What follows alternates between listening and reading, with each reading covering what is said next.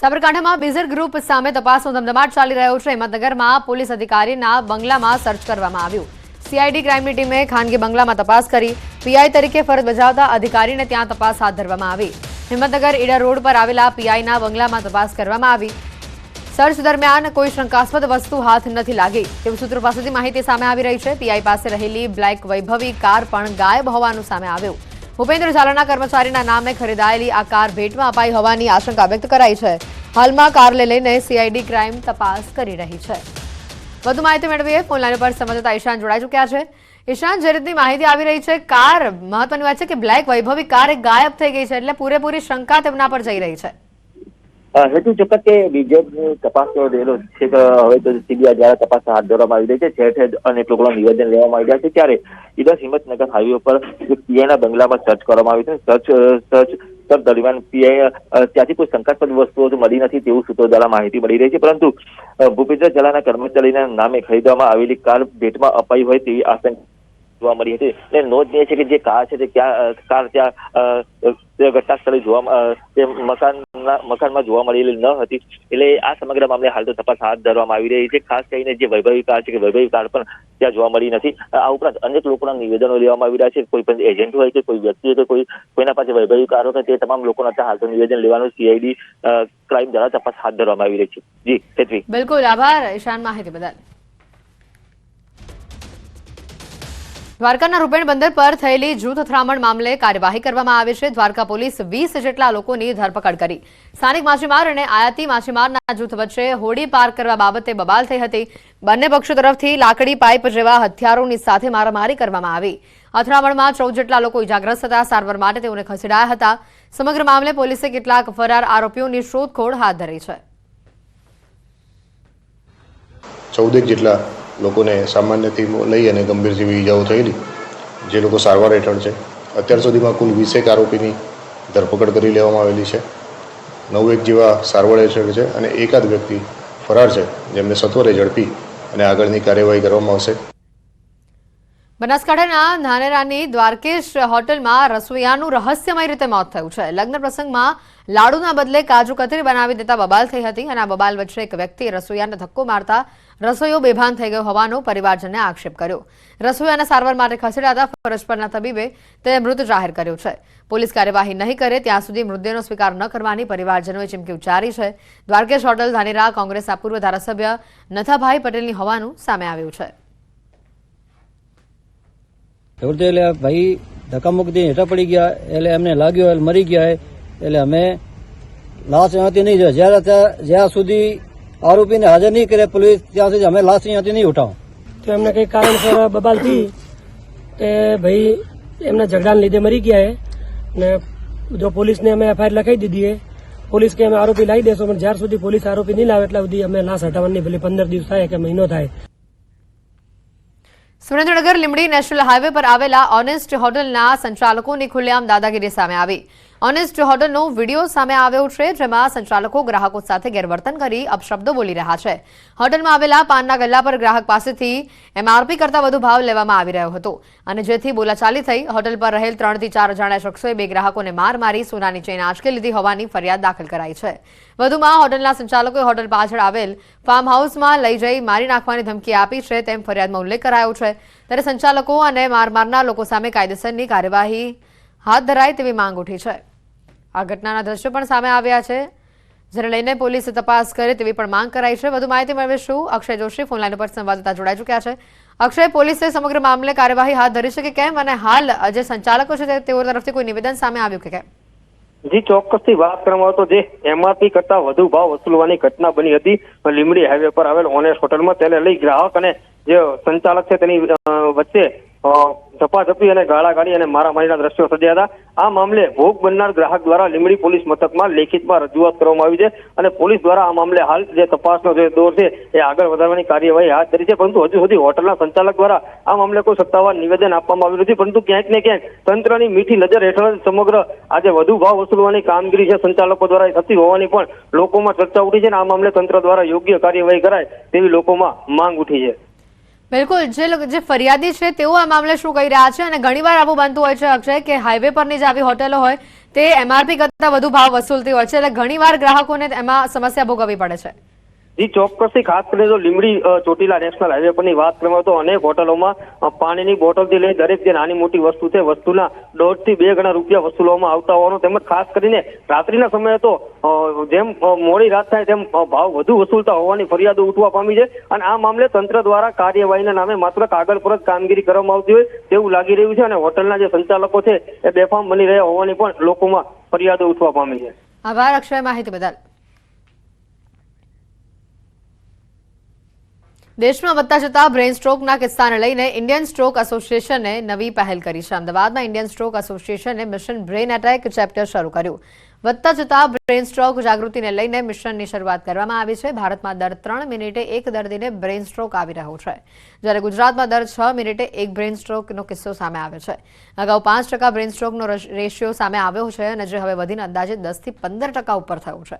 એટલું જ નહીં, 20 થી 30 વર્ષના નાની વયના લોકોમાં પણ બ્રેન સ્ટ્રોકના કિસ્સાઓ વધી રહ્યા છે. તે ચિંતાનો વિષય છે. આ રિપોર્ટને જોતા અને ગુજરાત તથા ભારતમાં સ્ટ્રોકના કેસ ઉત્તર વધતા ઇન્ડિયન સ્ટ્રોક એસોસિએશને મિશન બ્રેન એટેક શરૂ કર્યું છે.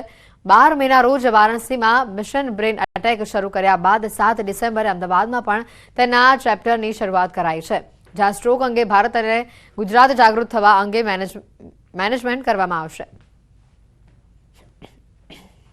कि इसकी अवेयरनेस की ज़्यादा से ज़्यादा ज़रूरत है और उसी के पक्ष को लेते हुए हमने इंडियन स्ट्रोक एसोसिएशन ने सारे across India primary stroke centre जहां गाँव में जैसे PHC होता है जहां पे CT स्कैन है, हम ये प्रोग्राम स्टार्ट किया मिशन ब्रेन अटैक का, फिजिशियन को ट्रेन करने का, जिससे ज़्यादा से ज़्यादा थ्रोम्बोलिसिस गाँव में पहुंच सकें. ગુજરાતમાં એક્ઝેક્ટ આંકડા ઉપલબ્ધ નથી, પરંતુ અંદાજ પ્રમાણે આશરે 240 to 250 જેટલા 240 થી 250 સ્ટ્રોક પર ડે થાય છે. એટલે કે 1 કલાકમાં આશરે 10 સ્ટ્રોક, મિનિંગ દર 6 મિનિટે એક સ્ટ્રોક થાય છે. એક થંબ રૂલ એવો છે કે 33% સ્ટ્રોક છે એ પરમેનન્ટલી ડિસેબલ થઈ જાય છે, મને 10 થી 15%નું મૃત્યુ થાય છે. બાકીનામાંથી 33% એકદમ નોર્મલ જેવા થઈને કામે વળગી જાય છે, અને બાકીના 33% કોક જાતના ડેફિસિટ સાથે પણ કામ ચલાવે, અડધું પડધું, એટલે મોડરેટ ડેફિસિટ સાથે એમની જિંદગી ગુજારે છે. તમે નશો શબ્દ તો સાંભળ્યો જ હશે ને? લોકોને કોઈક ને કોઈક વસ્તુનો નશો હોય છે, જેમ કે ચા, કોફી, તંબાકુ, બીડી, સિગારેટ કે પછી આલ્કોહોલના. આ એવા નશા છે જે શરીરને અત્યંત નુકસાનકારક છે. એવા પણ નશા છે જે તમારી માનસિક સ્થિતિ ઉપર અસર કરે છે. અને આ મોબાઈલનું વ્યસન, જો તમે પણ વારંવાર તમારો મોબાઈલ જોયા કરો છો તો તમને પણ પોપકોર્ન બ્રેન થશે, જેમાં વ્યક્તિ વારંવાર તેનો ફોન ટ્રેક કરતો રહે છે. કોઈ વ્યક્તિને એક સમય એક વસ્તુથી તરત બીજી વસ્તુ તરફ તેનું ધ્યાન ભટકી જાય છે, એટલે કે એક કામ પર તેનું ધ્યાન કેન્દ્રિત રહેતું નથી, તો તે પોપકોર્ન બ્રેનનો શિકાર છે. જ્યારે કોઈ પણ પોપકોર્ન બનાવવામાં આવતી હોય છે અને એને કોઈ પણ વાસણમાં નાખવામાં આવે તો ફટાફટ જે છે ફૂટતી હોય છે. પોપકોર્ન બ્રેન એક એવી મેન્ટલી કન્ડિશન છે કે જેમાં વ્યક્તિ કોઈ એક વિષય, વસ્તુ, પદાર્થ કે પરિસ્થિતિ ઉપર એક સરખું ધ્યાન એ કેન્દ્રિત નથી કરી શકતા. 1 મિનિટ માટે જે વસ્તુ જોવે છે તો બીજી જ મિનિટે એનું ધ્યાન એ કોઈ બીજી બાબત ઉપર કેન્દ્રિત થાય છે, અને એના અનુસંધાન આ સર્વે કરવામાં આવેલો હતો. છેલ્લા 4-5 વર્ષથી પોપકોર્ન બ્રેન એક પ્રચલિત ટર્મ્સ બન્યું છે, અને જેની અસર યેન કેન પ્રકારે સોશિયલ મીડિયા પ્લેટફોર્મના વધતા જતા ઉપયોગથી વધેલી છે.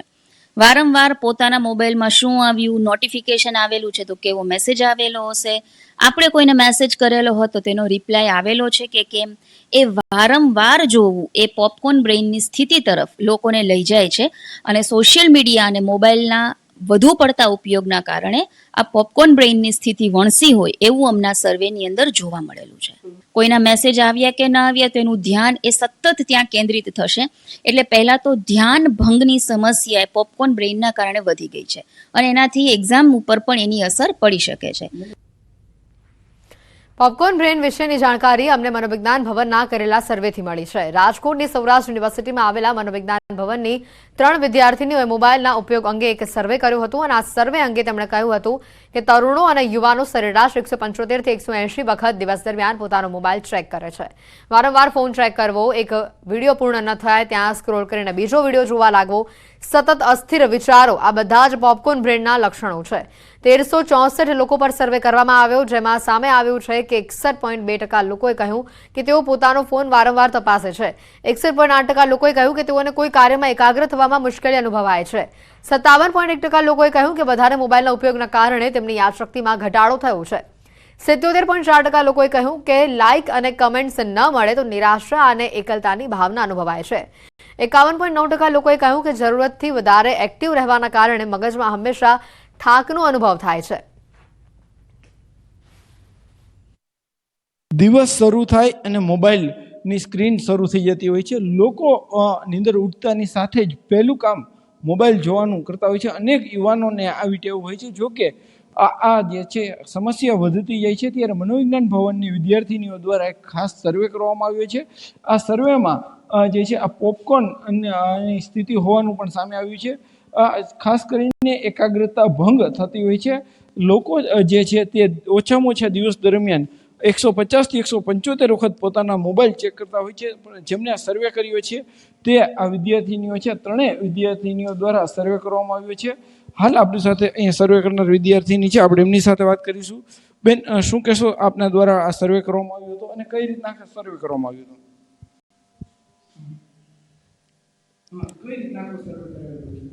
પોપકોર્ન બ્રેન વિશે અમે લોકોએ સર્વે કર્યો છે. અમે લોકોએ 1364 લોકો ઉપર સર્વે કર્યો છે, જેમાં 180 થી 200 લોકો પોતાનો ફોન વારંવાર ચેક કરે છે અને 74% લોકો એવા છે કે જે પોતાનો મોબાઈલ કામ કરતી વખતે પણ વારંવાર ચેક કરે છે. તેની ઘણી એવી માનસિક સ્થિતિ પર તેની અસર પડે છે, જેમાં ધ્યાન એકાગ્ર કરવામાં મુશ્કેલી અનુભવાય છે. આપણે કોઈ એક વિષય ઉપર કામ કરતા હોય તો બીજા વિષય ઉપર આપણને ધ્યાન ભંગ થવામાં મુશ્કેલી અનુભવાય છે. 80% લોકો એવા હતા કે જે એવું માને છે કે વારંવાર મોબાઈલ ચેક કરવો એ અયોગ્ય છે. ચોક્કસથી આ જે વિદ્યાર્થીનીઓ છે તેમના દ્વારા આ સર્વે કરવામાં આવ્યો હતો. આ મોબાઈલનો ઉપયોગ છે યોગ્ય ઉપયોગ થાય, યોગ્ય સમય સુધી ઉપયોગ થાય તો ચોક્કસથી ફાયદો કરે છે, પરંતુ વધુ પૂરતો ઉપયોગ છે તે ક્યાંક માનસિક બીમારીને પણ નોતરતો હોય છે. ખાસ કરીને એકાગ્રતા જ્યારે ભંગ થતી હોય છે ત્યારે લોકો છે તે પોતાનું કામ છે, કામની ગુણવત્તા ઉપર પણ તેમની ગંભીર અસરો જોવા મળતી હોય છે. હાર્દિક જોશી, ન્યૂઝ 18 ગુજરાતી, રાજકોટ. મોરબીના ટંકારા હાઈ પ્રોફાઇલ જુગારધામ કેસમાં કાર્યવાહી કરવામાં આવી છે. રેડ કરનાર ઇન્ચાર્જ PIYK ગોહિલને સસ્પેન્ડ કરવામાં આવ્યા છે. હેડ કોન્સ્ટેબલ મહિપતસિંહ સોલંકી પણ સસ્પેન્ડ કરાયા છે. સસ્પેન્ડ કરી દાહોદમાં તેઓની બદલી કરી દેવાઈ છે. હાઈ પ્રોફાઇલ જુગારધામ મામલે SMC ટીમનો સપાટો સામે આવ્યો. સમગ્ર મામલે તપાસ કરતા અધિકારીઓની ગેરરીતિ જણાતા કાર્યવાહી કરવામાં આવી છે.